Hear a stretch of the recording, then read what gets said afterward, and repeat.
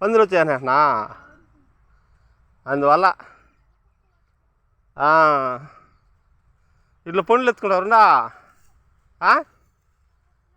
ఎత్తుకోమరుండా దా ఎత్తుకోమరుండు పండ్లా బాగుండేది ఎత్తుకుని ఒక 4 పండ్లు ఎత్తుకొని పో మళ్ళీ వాళ్ళు ఎత్తుకుని లోపల పోసేస్తారు వాళ్ళు ఆ వారినారు ఎత్తుకొని పోయి తింటారు నీ కొడుకు తింటారు మొన్న వచ్చినాడు మళ్ళీ వస్తారారని చెప్పిన